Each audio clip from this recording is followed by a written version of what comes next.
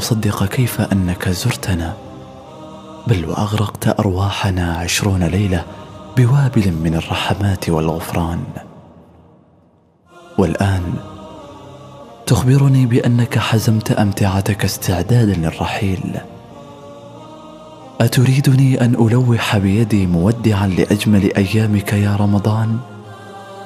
أو تريد مني أن أنتظر حولا كاملا لتعود بصحبة أشواقك؟ لا وربي، لا أقوى على البعد، لا أقوى. أيا جنات النعيم، أيا جنات النعيم، أتراني فزت بك وبأنهارك الجاريات وأشجارك اليانعات وحورك الساحرات، أم أنني لم أعتق من لظى النار بعد؟ أأخبرك الله أنني ما صمت رمضان إلا احتسابا؟ أأخبرك سبحانه أنني ما قمت الليل إلا خوفا وطمعا؟ ادعو الله معي ليفتح لقلبي أبواب الريان، ليصفح عني، ليسامحني على ما كان من لوعة ذنبي. أعدك ربي بأنني سأتشبث بتلابيب ما بقي من نفحات رمضان. نعم، سأتعلق بها بكل قوتي.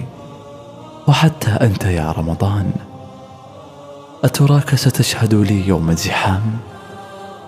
أريدك أن تشهد لي بأنني سأفني عمري في أيامك ال10 الباقيات.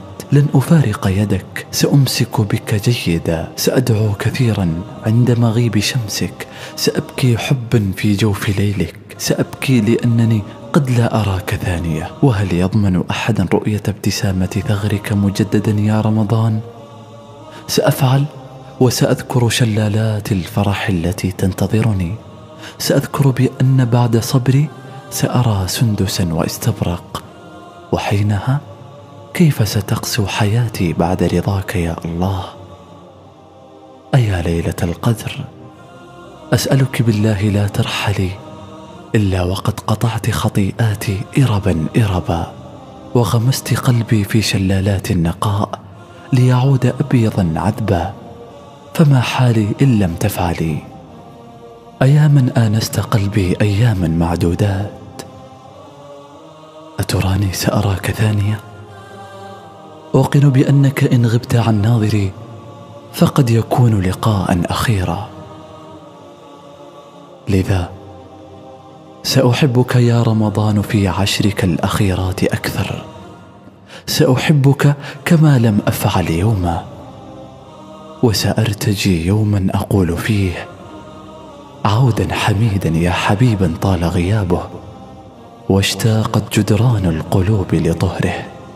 عودا حميدا يا حبيبا طال غيابه، واشتاقت جدران القلوب لطهره.